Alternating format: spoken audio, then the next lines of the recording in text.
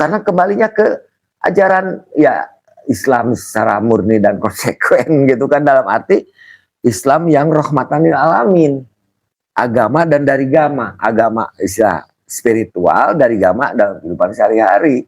Tapi kembali ke apa fungsi daripada manusia yang tadi sadar pada dirinya itu. Cita-cita Bapak Yoyo itu ingin kaya semuanya, ingin sehat semuanya, ingin benar itu semuanya. Karena kalau kita kaya sendiri, ya kita punya mobil dicuri orang. Maka adanya YPPI ini diharapkan untuk menjadi orang itu cerdas. Cerdas itu lahir batin. Maka di dalam Undang-Undang Dasar 45 tujuan daripada pendidikan itu untuk mencerdaskan kehidupan bangsa, bukan untuk membuat orang pinter. Nah, tujuan daripada YPPI ini untuk mencerdaskan.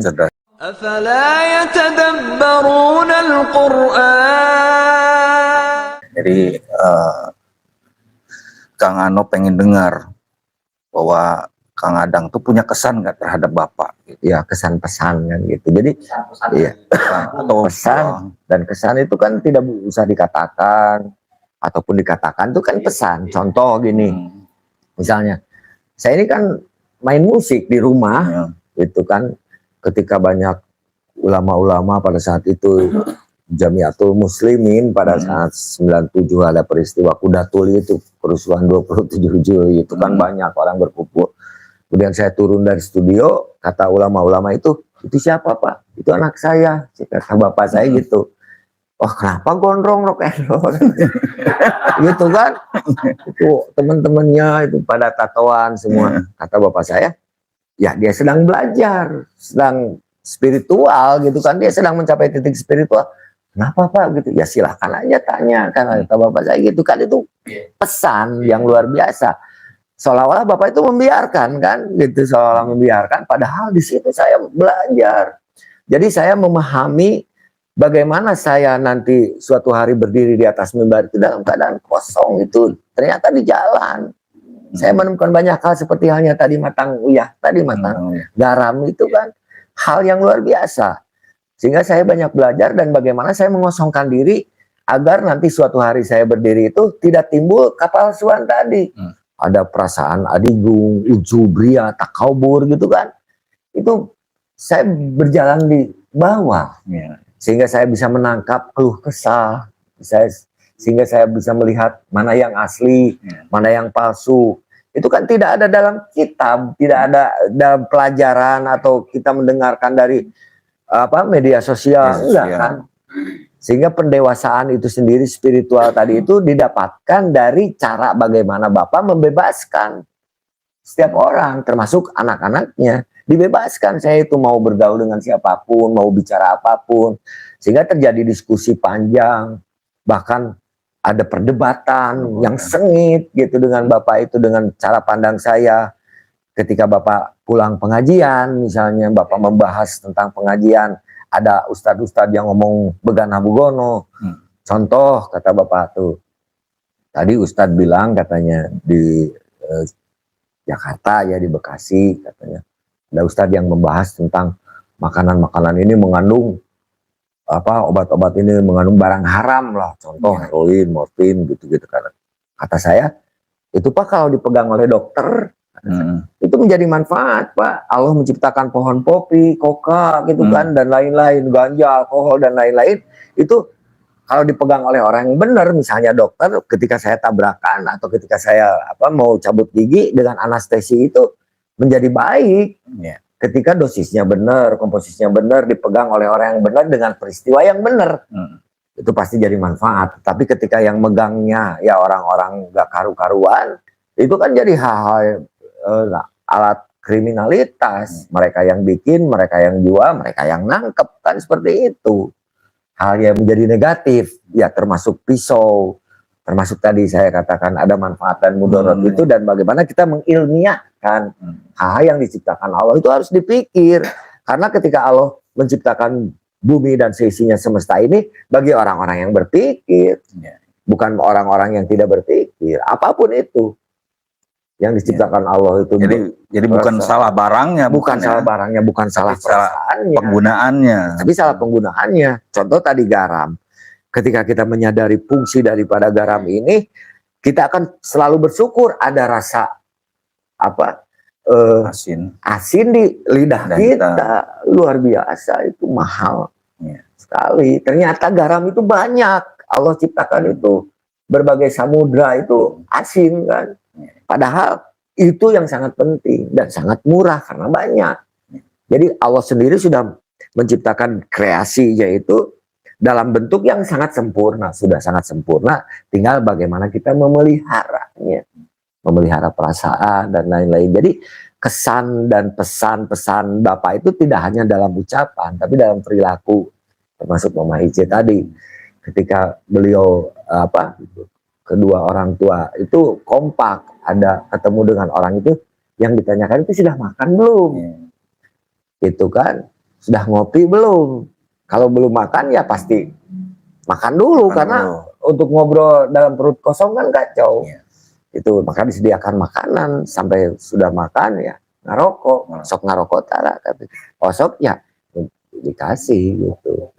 Ya kopinya akhirnya kayak gitu tadi, berkumpul dalam konteks itu kan pesan dan kesan, sehingga mau tidak mau kita juga harus menguasai titik-titik ekonomi, titik-titik ekonomi tadi, perdagangan dan lain-lain, produksi dan lain-lain, terutama ketahanan pangan, karena negara kita negara agraris, negara pertanian, kita harus menyokong pertanian itu.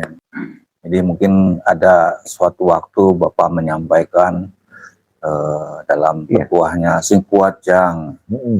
Jadi beliau mungkin belum ketemu jawabannya. Mungkin Kang Adang bisa menjelaskan maksud dari Bapak tua Sing Kuat itu apa? Iya, karena kan di sini terjadi pergolakan pemikiran, pergolakan perasaan yang timbul gitu kan dalam menghadapi pelajaran, pengajaran di dalam PPAI. Ya kalau tidak kuat bagaimana untuk memasuki dunia luar, kalau tidak kuat dulu di sini untuk mencapai titik tadi, ya perlu ikhtiar yang luar biasa kan, effort yang luar biasa, perhatian yang luar biasa, sehingga kita harus kuat menerima ejekan, celaan, kan itu datangnya kan dari hal-hal yang kadang-kadang kecil. Ya contoh aja, ya banyak hal kan. Yang kalau kita sendiri tidak kuat, ya kita akan menjadi emosi kan gitu ya, hal yang negatif nantinya kalau kita tidak mempertahankan kemanusiaan itu sisi kita. Karena kan ketika kita sudah mencapai titik nol tadi, ya pengaruh-pengaruh negatif ya terus datang tadi itu. Misal amarah itu sendiri lain kepalsuan lain keentepan gitu kan. Kemudian pikiran-pikiran kita untuk bagaimana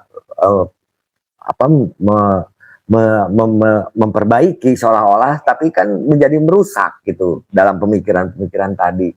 Kalau kita tidak kuat untuk menerima kembali tamu yang tidak diundang, atau begini gambarannya bahwa kita ini kan sedang ditempa itu jadi semacam besi yang dipukul, dipanasin segala macam, sehingga bisa menjadi golok, bisa menjadi perabot, bisa jadi pisau.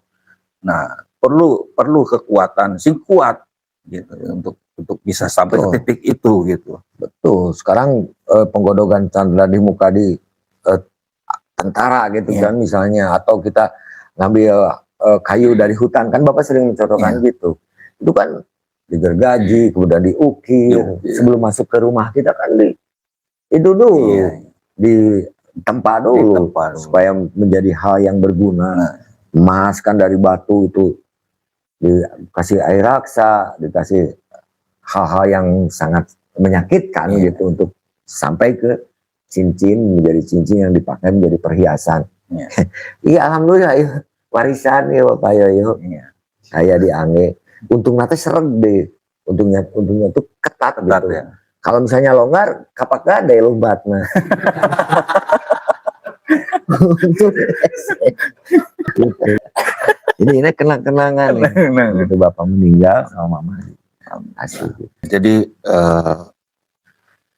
poinnya ya namanya kita sedang belajar yang halus ya, yang halus itu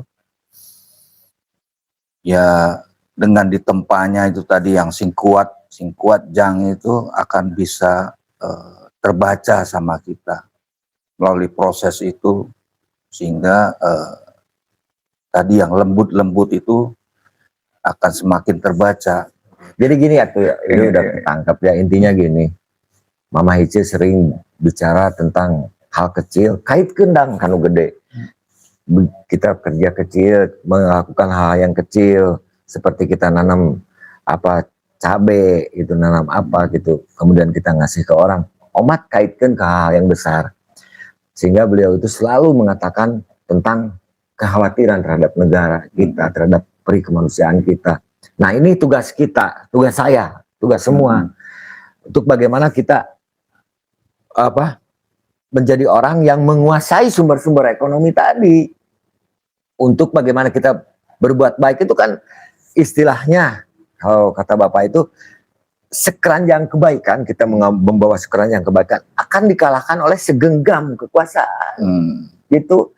Jadi istilahnya kalau kita membawa seteronton kebaikan itu tetap aja jadi tidak berguna ketika kita tidak punya kekuasaan. Jadi dulu juga ya setelah selesai Bapak dari Rohisdam kemudian berganti ke pemimpinan ya sering juga dipanggil kan. Ini pengajian anyar gitu kan, agama anyar dan lain-lain itu. Ya sering juga. Bahkan yang manggilnya itu kan bukan institusi resmi gitu yang seharusnya berhubungan dengan masalah ya pengajian. Kadang-kadang dipanggil dulu itu sama SPM gitu kan dari generasi berikutnya gitu. Kemudian Bapak dipanggil, Bapak pengajiannya apa? Oleh komandan SPM pada waktu itu. Kata Bapak, gini aja dulu, Bapak jangan nanya itu dulu. Ini ada perempuan 2 orang Pak datang, yang satu tuh putih, gempal masih muda, katanya yang satu lagi pakai kebaya kuning, yang satu pakai kebaya biru, tapi udah tua, itu siapa Pak? Oh itu istri saya katanya. Kata CPM itu ke Bapak itu istri saya katanya, yang gempal yang putih itu. Yang satunya lagi ibunya katanya. Bapak tahu dari mana? Ada aja kebayang kata Bapak. Nah beberapa langkah lagi ini akan masuk. Oh ternyata masuk tuh perempuan itu ke dalam kantor itu, kantor Letnan Kolonel SPM itu. Ternyata dia marah tuh si ibu itu, si istrinya, jadi istri mertuanya dengan istrinya ternyata yang masuk itu langsung mukul ke si komandan itu. Lagi nanya Bapak, dipukul sama istrinya. Tuh. Katanya si Bapak tadi itu mukulin mertua laki-laki si Letnan Kolonel SPM itu. Akhirnya si ya anak mertua namanya juga kan sayang sama bapaknya ya dibalas katanya gitu. Ternyata dalam kondisi lagi konflik. Iya, konflik rumah tangga, disuruh cerai, si Letnan Kolonelnya nggak mau, ya bapak mertuanya dipukulin. Akhirnya baru-baru nanya pengajian, akhirnya minta cai doa gitu.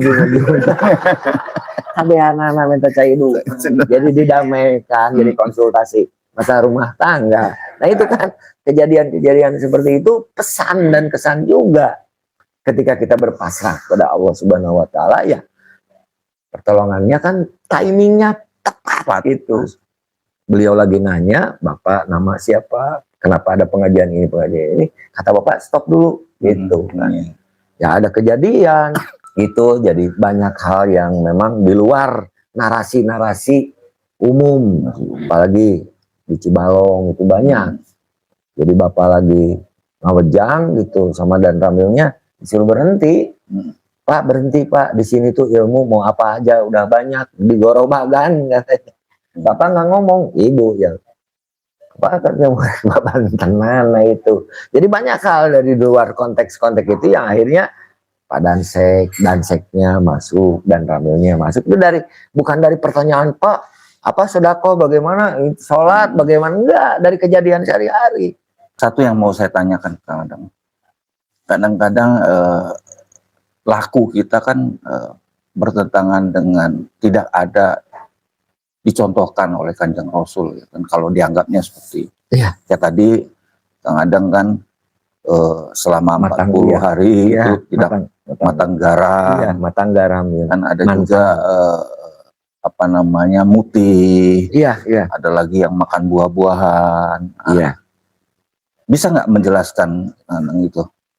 Karena di dalam hukum Islam itu tidak diajarkan, sehingga orang yang menguasai ilmu fikih atau ilmu hukum, wah nyeleneh itu. Itu bukan ajaran Islam. Iya. Nah, bagaimana penjelasan Kang? Iya. Sekarang fikihnya aja beda-beda. Itu berarti kan ada suatu hal yang tidak disampaikan. Ada sesuatu yang ditutup karena fikihnya sendiri beda-beda kan dari mazhab-mazhab tertentu. Sehingga banyak hal yang tidak disampaikan. Karena tujuan daripada sekarang penggemblengan itu kan untuk menyempurnakan jiwa dan raga, dan yang tahu itu kan dirinya sendiri sebetulnya mah. Tapi karena ini sangkut pautnya dengan pengajian, ya akhirnya ada orang-orang yang ditunjuk untuk mengikuti hal-hal dari kejadian yang memang yang akan dialami atau yang sedang dialami, tentang kesehatan kah, tentang sekarang pencapaian kerohanian lah, gitu kan, untuk mempertebal keyakinan spiritual dan lain-lain. Itu dibutuhkan metode-metode yang sebetulnya dilakukan oleh Kangjeng Rasulullah, cuman tidak disampaikan oleh banyak hal tadi, karena distorsi, banyak hal yang menjadi distorsi. Semacam sekarang, apakah Nabi Musa yang bisa membelah lautan, ataukah Nabi Musa diberi izin oleh Allah, kan itu menjadi salah penafsiran ketika kita malah seolah-olah Musa sendiri punya tongkat sakti seolah-olah gitu kan, atau Isa Al-Masih bisa membangkitkan orang mati, misalnya menyembuhkan orang buta dan tuli. Itu sebenarnya bukan Al-Masih yang mengalami, tetapi itu atas izin Allah, Nah itu sekarang bagaimana Isa Al-Masih mencapai titik itu, disebutkan enggak dalam enggak. Tidak, metode-metodenya kan enggak. Apakah Muhammad mencapai sekarang titik di mana beliau bersembunyi di Gua Hiro misalnya, berkholwat gitu kan? Apakah dilakukan? Apakah dihadiskan atau menjadi fikih? Enggak. Tidak. Oh sekarang orang-orang Islam berkholwat misalnya, mana gitu? Enggak. Tapi itu diperlukan ketika di mana kejadian-kejadian tertentu dibutuhkan untuk bagaimana kita mengosongkan pikiran-pikiran ini untuk mencapai titik-titik solusi. Yang tidak boleh itu sebenarnya adalah melakukan lelaku itu tanpa bimbingan atau guru. Iya, betul. Jadi hanya tahu bahwa ini dia melakukannya, sehingga diboncengi sama hal-hal yang lain. Yang didapat itu adalah ya tadi kepalsuan itu, karena tidak melalui proses bimbingan. Betul. Dan menjadi salah. Betul. Kan yang ngalamin itu kan dirinya sendiri masing-masing. Seperti halnya saya tadi itu di dalam matang Yahya itu tadi, mantang garam itu, sehingga saya bisa bertafakur ke hal yang lain kan, ke banyak hal. Tapi pemicunya mah itu aja. Gitu, stimulusnya. Sama di kita juga kayak banyak yang mendengar bahwa pengen cepat gitu, ingin terbang ke langit pakai puasa Daud, dia ikut, sehingga di sana di ujungnya itu kelabakan mereka. Karena tanpa bimbingan dan tidak sepengetahuan dirinya sendiri. Ya, betul. Ya ibarat dokter butuh Panadol tapi dikasihnya obat apa gitu, jadi salah obat. Dokter juga kan penyakit itu muncul dari makanan, maka kata dokter ini harus dipantang kan, dipantang itu kan enggak di luar itu, karena dokter sendiri yang tahu bahwa ini kelebihan garam atau kelebihan gula misalnya. Bapak harus minum yang itu. Bagaimana kalau kita menjaga dari sekarang gitu, dari sebelum kejadian itu gitu. Baik, mungkin gimana langsung aja tuh. Langsung. Jadi itu tergantung siapa, gitu kan. Kalau misalnya sekarang gitu, saya sendiri ya penghambaan, kalau saya sendiri. Kemudian Mungkin orang lain di sudut pandang mana gitu kan, itu akan beda-beda untuk bagaimana kita mengaplikasikan dari hasil pengkajian kita di majelis ini gitu. Silahkan itu mah bebas, karena sebetulnya Allah itu sudah tidak butuh disembah, tidak butuh kita mengabdi kepada beliau, karena tugas kita ini sekarang mengabdi kepada sesama hidup. Karena beliau itu maha segala-galanya, sudah tidak perlu bantuan, tidak. Bahkan kalau kita mengikuti pola-pola itu niti harti namanya itu, mengartikan sebetulnya Allah Subhanahu wa taala yang mempersembahkan bumi, langit dan seisinya untuk makhluk yang lemah ini. Beliau yang menyembahkan ini, menyembahkan udara, mempersembahkan air, mempersembahkan tanah, mempersembahkan kemudian yang tumbuh di tanah ini untuk kita semua dipersembahkan. Jadi jangan kebalik lagi gitu. Banyak ya ritual-ritual gitu kan menjadi salah tafsir ketika sastra jendra atau sajen itu sendiri, sajen Sang Maha Agung yang harus kita baca ini malah balik jadi sasajen teh. Jadi nganterkeun cau gitu ka goib gitu kan, nganterkeun teri ayeuna ka laut, kan lucu gitu sebagai persembahan seolah-olah gitu kan, sebagai persembahan, padahal itu hasil dari persembahan alam ini kan dari ciptaan Allah Subhanahu wa taala untuk makhluk hidup, untuk memenuhi. Jadi ya seperti tadi sering saya katakan bahwa bumi ini sanggup memberikan segala yang manusia butuhkan, tetapi bumi ini tidak akan pernah sanggup memenuhi kerakusan manusia. Itu inti nama. Kan hal dan mana ya penafsiran anak. Itu kalau untuk saya pengabdian kepada Allah melalui makhluknya gitu. Apapun sekarang saya berbicara di hadapan ikhwan-ikhwan ini pun adalah untuk meminta keriduan beliau. Intinya seperti itu. Jadi hal yang paling prinsip di YPPAI itu hal yang paling prinsip itu pengabdian kita kepada sesama hidup itu untuk kita berikan persembahan penilaiannya kepada Allah Subhanahu wa taala. Ya. Jadi harus kenal dulu sebelum penghambaan itu. Harus kenal dulu kepada Tuhannya. Iya, harus mengenali dulu apa yang disuruh oleh beliau itu apa, yang artinya sujud itu kan apa, mengikuti aturan. Gitu. Sujud itu mengikuti apa yang menjadi keinginan Allah Subhanahu wa taala sendiri. Ya. Harmoni itu antara pikir, rasa dan ruh itu sendiri, atau lebih lengkapnya itu kekuatan hati itu namanya daya, kekuatan pikiran itu namanya cipta, kekuatan seluruh tubuh itu namanya karsa.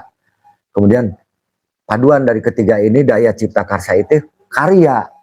Nah, harus kelihatan.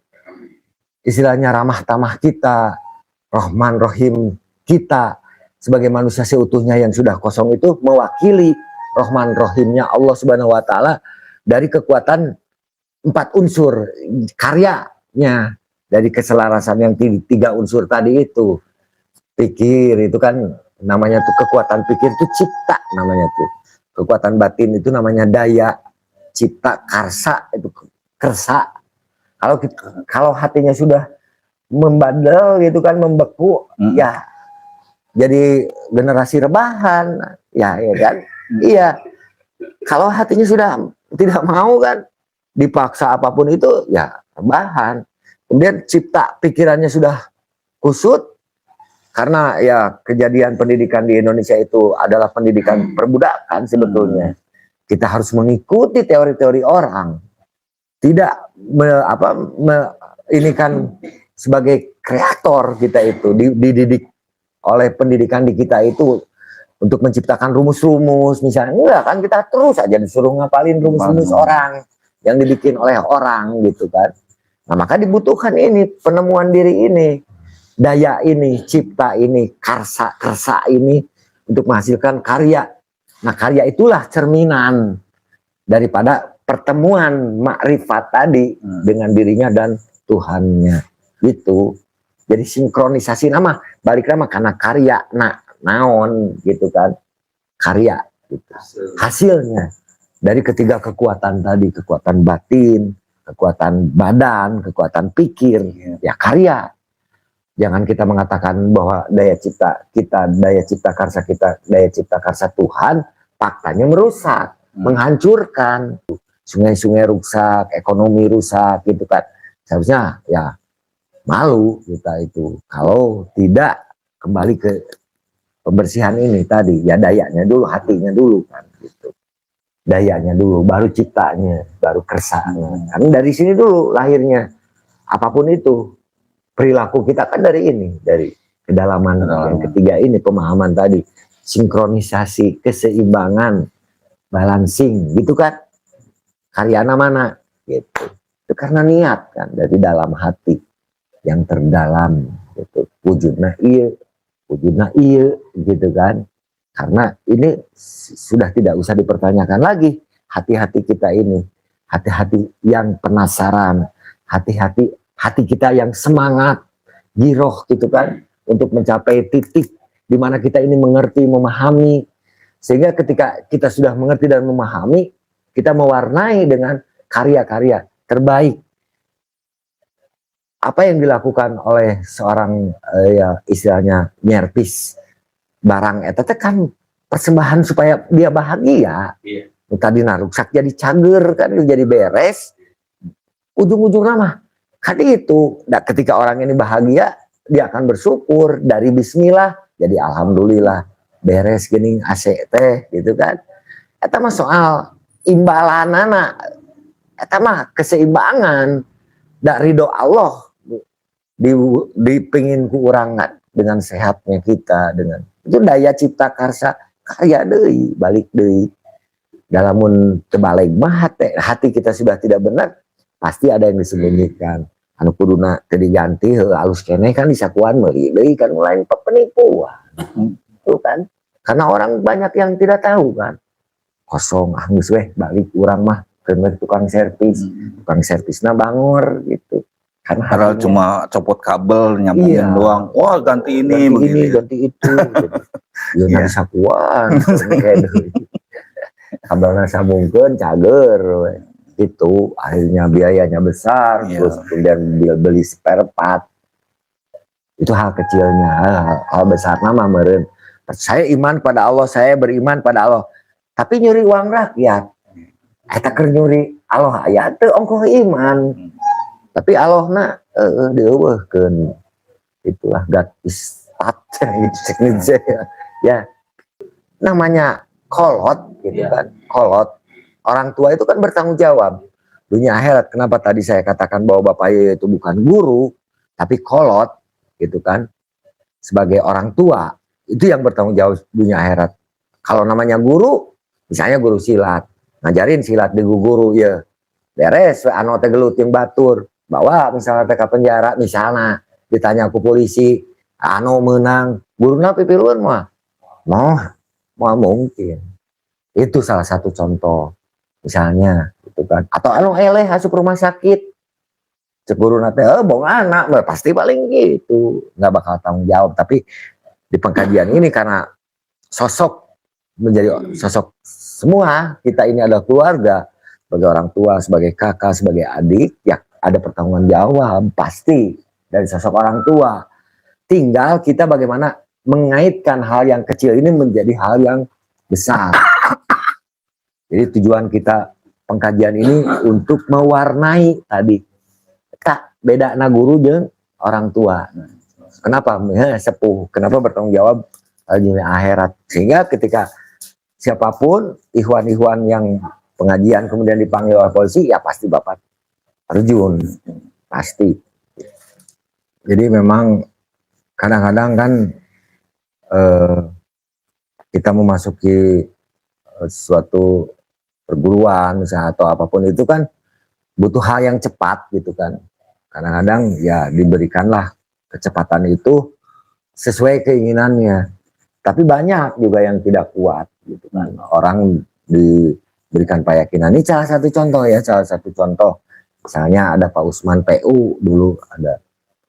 Dia disuruh sama Bapak yang punya Vespa gitu. Jangan dipakai kata Bapak waktu itu. Ternyata Osman besoknya Vespa dipakai Pakai. karena rusuh gitu, karena dia tuh mau cepet-cepet, ada drum aspal yang dicuri, ya akhirnya dipakai, akhirnya tabrakan dengan kereta api, tapi tidak apa-apa, motornya aja. Itu salah satu bentuk dari keyakinan itu sendiri. Oh, kenapa Bapak seperti itu? Atau saya sendirilah, ulah kemana gitu, ternyata kan main keluar, akhirnya ya tabrakan. Tapi itu pun naon, alhamdulillah bisa kena nembak, bisa kena lompat gitu, masih kena uteh lah gitu. Boleh cek saya itu wajar kan gitu. Tapi itu keyakinan. Kadang-kadang keyakinan itu hal yang hal yang hebat gitu. Tapi satu sisi hal yang banyak yang tidak kuat gitu. Banyak yang tidak kuat sih, seperti halnya bisa mengaku gitu. Contoh, mengaku dulu ayah tuh Pak Gusti Allah teh gitu, dia tanya gitu. Akhirnya Bapak lagi makan sama Bapak. Ikan itu tinggal cucupnya aja. Ya. Dia lempar ke kolam, itu hidup lagi. Hidup lagi. Nah, itu keyakinan. Harus bisa gitu rek naon. Naon lebih nah, gitu kan. Nah, itu hal yang Di luar nalar sebenarnya, di luar nalar. Tapi ya, itu untuk menguji keyakinan gitu. Keyakinan itu untuk menguji keyakinan mereka. Karena kan banyak dari yang istilahnya orang yang tidak mengerti tentang agama kemudian masuk ke wilayah-wilayah itu dan mengetes diri, nah ngetes keyakinan itu untuk menguji keyakinan, sehingga kita tambah yakin. Sebetulnya kalau kita melihat sisi positifnya dari keyakinan itu, kita menambah yakin ya. menambah meyakini bahwa kebenaran Sang Maha Agung gitu. Ada komunikasi sendiri ya. Kalau kata saya mah mending santai ya, mending slow gitu, mending tercapainya itu dengan hal yang natural. Ya. Sebenarnya untuk memperkuat keimanan kita sebenarnya kepada Gusti Allah ya kan, dan kepada dirinya. Iya. Sehingga ketika kita sudah mencapai titik itu disebut percaya diri, bahwa kita sanggup. Karena sanggup dulu baru mampu mengikuti. Tuh, balik lagi ke sinkron tadi, daya cipta karsa. Keyakinan. Jadi kita sama Gusti Allah diciptakan mata itu dengan penglihatannya, nah itu telinga dengan pendengarannya, itu kan lidah dengan pengecap rasa tadi. Jadi ini kewajiban ragawi itu mata itu, tetapi yang melihat itu siapa? Itu kan, karena itu kesadaran tadi itu bisa melihat gitu kan, bisa mendengar gitu kan, anatomi sendiri, sehingga kompleks di dalam telinga kita ini dengan berbagai macam suara, dari mulai suara terkecil desibel ukuran dalam fisika itu kan, sampai suara maksimalnya, kemudian warna yang ditangkap oleh mata kita gitu kan. Nah itu di belakang mata itu siapa? Ada siapa? Di balik denyut jantung kita itu siapa? Karena bukan kekuatan, iya, terus disuruh otak nggak bisa itu. Semuanya refleks, Kita bernapas, itu ada yang memberikan napas kepada kita, itu bukan kita yang bernapas, bukan kita yang mengedipkan mata, itu ada yang mengedipkan. Itu karena kekuatan tadi itu, ada kekuatan di luar kekuatan kita.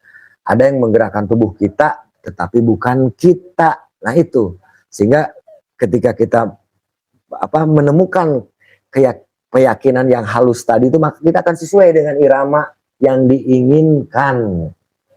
Kalau bahasa Sunda nama tesa pelong nah itu. Jadi mata ini juga ada dua, melihat hal yang positif atau negatif. Tesa dengena, tidak asal mendengar, tidak asal ngucap, asal bunyi, kan gitu. Karena banyak orang yang merasa sakit ketika kata-kata keluar, tetapi banyak juga orang tertawa, terhibur, menjadi sembuh gara-gara kata-kata kita itu. Nah, anu ngagerakeun kata-kata anu mata jadi nyeri saha tah? Ya kasar, keyakinan anu jelek, keyakinan kasar tadi. Tapi ada lagi kata-kata itu menjadi menyembuhkan. Nah, itu siapa? Itu kan ulah saucap-ucap. Nah, kalau kata bahasa Sunda itu ulah sapelong-pelong. rasa denge nah mempengaruhi batin kita gitu. Karena dari mata, telinga dengan lidah dan hidung ini akan mempengaruhi keadaan batin kita. Cuman syarat untuk menjadi guru itu ada syarat-syaratnya gitu. Di antaranya ganteng dari lahir. Saking karismatik. Tidak tertulis bahwa harus begini, nggak ada. Cuman syarat-syarat ya pasti ada tentang siloka gitu, tentang inti nama ya pencarian mandiri lah. Itu peda. Kudu turunan, kudu untuk syarat-syarat tertentu. Itu cuman tadi teman ganteng dari lahir mah klaim. Karena nah ini dewan guru itu tidak meninggal. Dia tetap berkumpul di Lauh Mahfudz tadi. Tapi suatu hari ya bisa berkumpul dengan fisik guru. Namanya itu dewan guru. Kebetulan ketika Bapak hidup ya sampai terakhir itu tidak membentuk eta karena dewan guruna aya kekhususan. Cuma dewan guru mah saha we nu manjing kadinya da bakal tepi. Balik deui mah kana karya lah. Da katingali meureun. Ya kelihatan. Contoh yo ieu figur gitu, figureun sararea. Eta mah tidak ada spesifik khusus tertulis gitu enggak. Ya pernah juga saya mendengar dari cerita Wah Hendrik waktu beliau mendampingi waktu dia sakit. Kayaknya kalau Bapak sudah sembuh nanti kita bikin ini melanjutkan, cuma kan mungkin Gusti Allah berkehendak lain. Iya. Ya saya mengamatinya bahwa kalau umpamanya ada gitu ya kan, belum tentu bisa ngariung bersilaturahmi. Iya. Tapi dengan adanya semua jadi guru, nah itu saling melengkapi. Iya, betul. Sehingga saling membutuhkan, saling bekerja sama. Nah itu yang saling bahu membahu kita bekerja. Betul. Jadi tidak dibebankan kepada bahu seseorang. Tidak. Tapi semua ke anak didik Bapak itu wajib menjadi apa keunggulannya, ya disitulah dia berkecimpungnya. Sehingga butuh saling membutuhkan gitu. Makanya kita pernah juga saya tanyakan ke Wah Hendrik, ngapain sih kita jauh-jauh ke Garut? Yang penting silaturahmi gitu. Betul. Terjalin silaturahmi. Masalah nanti di sananya apa-apa bukan hal yang menjadi urgent gitu. Tapi yang urgent itu adalah kebersamaan kita. Betul. Kebersamaan kita, sehingga dengan kebersamaan itu timbul suatu kekuatan. Iya. Kayak Kang Adang, ada Om Irwan. Wah, kalau umpamanya ada 10 Kang Adang, 1000. Wah, mungkin lebih 1000. Iya. 10 Kang Adang nggak? Gitu. Saya butuhnya 10 Kang Adang doang. Gitu. Iya. 1000 Om Ir. Oh, 1000. Gitu. Jadi harus 1000 Ano. Jadi gini, intinya bahwa pengkajian kita ini dibutuhkan oleh keberadaan istilahnya manusia pada umumnya, dibutuhkan orang-orang yang sudah mencapai titik itu, sinkron tadi itu netilu eta yang melahirkan karya itu dibutuhkan, bakal dibutuhkan eta. Namun seandainya dulu Bapak membuat dewan guru mungkin jadi sempit malah. Ya itu kersane Gusti Allah tuh, untuk supaya kita menjadi dewasa, mengerti dan dibutuhkan tadi, siap untuk mewarnai ulah ke muncul kawan-kawan PPAI lebih gede di korupsi nah hitunganana lebih ruksak di negara orang teh. Ini negara ragana teh ya. Salah ngerti sastra jenderal jadi mamawa cau sajen itu. Lain cau dina tangkal eta dipelihara kurang dari semesta itu yang kita pelihara. Adon balik deui ka alam di kaalamkeun deui geura. Padahal kewe mending cangkang nanya cauna da kurang eta na balikeun deui mah jadi pupuk. Ya, baik. Kalau bicara masalah pengen lagi mah terus aja kita pengen ini ya kan. Iya. Tapi ini biar bisa genah penasaran, makanya kita stop lah sampai jam ini. Nanti insya Allah kita sambung ke Season berikutnya. season berikutnya sehingga nanti bisa genah penasaran lagi. Amin, amin. Karena tadi diulaskan nanti kita dengar cerita dari perjalanan Bu Ice nanti masih ada. Mungkin kita dengar juga perlu kita dengarkan cerita perjalanan dari Kang Adang sendiri, bagaimana membawa misi-misinya apa nantinya kan. Nanti akan kita lanjutkan ke episode berikutnya. Saya juga udah ngeblank masalahnya ini. Udah ngeblank terus terang. Iya kan, jangan lupa bobo. Udah kurang oksigen ya kan. Nah, kata-kata hari ini Kang Adang. Ya, intinya hidup yang tidak pernah dipertaruhkan tidak akan pernah dimenangkan. Mari kita bertaruh untuk menang gitu. Kurang kudu menang gitu. Kurang pertaruhkan menang. Dan kemenangan itu butuh perjuangan. Iya, butuh perjuangan. Terima kasih atas kesempatannya Kang Adang bisa hadir di sini, juga para penonton di luar studio. Terima kasih sudah menonton acara ini. Mudah-mudahan apa yang kita bahas bisa menjadi kemanfaatan bagi kita bersama, dan semoga Allah selalu ridho untuk apa-apa yang kita jalankan. Juga izin ridho dan izin. Jadi diridhoi sudah, saya sudah Allah itu, tapi izin Chan. Jadi ridho Allah mah ya diridho inung Bapa. Ya, gitu. Ya, kesuksesan itu tidak lepas dari ridho ya. Ridho dari Allah, juga ridho dari kedua orang tua. Ya, dan izinnya. Ya, nanti bab ridho nanti kita bahas juga masalah dan itu. Izin ya. Ya, baik kita tutup acara ini. Alhamdulillah saya tutup, wabillahi taufiq wal hidayah. Assalamualaikum warahmatullahi wabarakatuh. Waalaikumsalam. Oh ya, Sumpipil